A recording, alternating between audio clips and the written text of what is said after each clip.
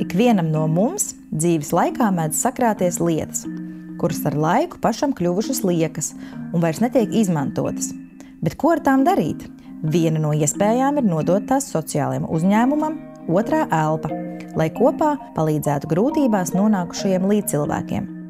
Otrā elpa ir labdarības platforma, kas vieno cilvēkus un lietas. Šeit var atnest sev nevajadzīgas lietas un var arī iegādāties kaut kādas lietas. Otrā elpa tika dibināta ar mērķi savienot cilvēkus un lietas, jo katram no mums mājās ir kaut kas vairs nav vajadzīgs un ko mēs neizmantojam. Un ļoti daudz cilvēku vēlās to nodot kādam citam, nevis likt atkritumos, un tāpēc tika veidot otrā elpa, lai būtu tas pārējais moments, ka lietas ceļo no viena cilvēka pie otra. Jo otrā elpa nav tikai veikala, mēs arī ļoti daudz ziedojam tieši mantas organizācijām, tādām kā patversmes, sociālie dienesti, mazāk aizsargātie iedzīvotāji, arī dzīvnieku patversmē mēs ziedojam ļoti daudz tekstīlijas un citas lietas. Ideja par šādu sociālo uzņēmumu aizgūt no ārzemēm, un nu jau otrā elpa pastāv 14 gadus. Šobrīd ir 5 labdarības veikali, no kuriem 4 ir Rīgā, bet 1 Liepājā.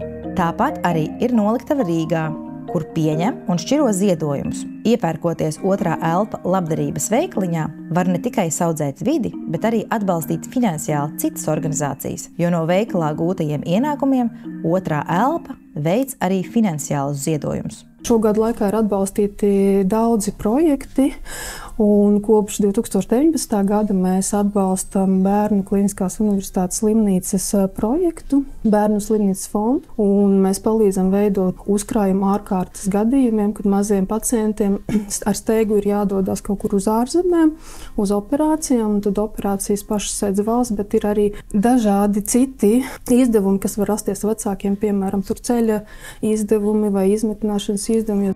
Ziedojums var nogādāt noliktavā vai veikalos, kā arī nest uz noteiktajiem ziedojumu konteineriem dažādos iepirkšanās centros.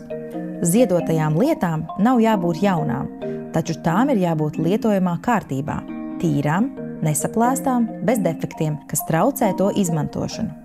Šo gadu laikā noteikti ir palielinājis ziedojumu apjoms, jo Latvijā pakāpeniski sāk veidoties tā apziņa, tā kultūra, kad lietas var vairāk kārtīgi izmantot, un tas vairs neskaitās nepieņemami, piemēram, aiziet uz lietoto preču veikalu un kaut ko iegādāties. Un mūsdienu jaunatnē tīpaši viņi ļoti skatās uz to, lai lietas būtu ilgspējīgas, un tā ir tāda pozitīva tendence. Bet arī tas pieprasījums no organizācijām, no mūsu saņēmējiem, viņš nav sarūcis.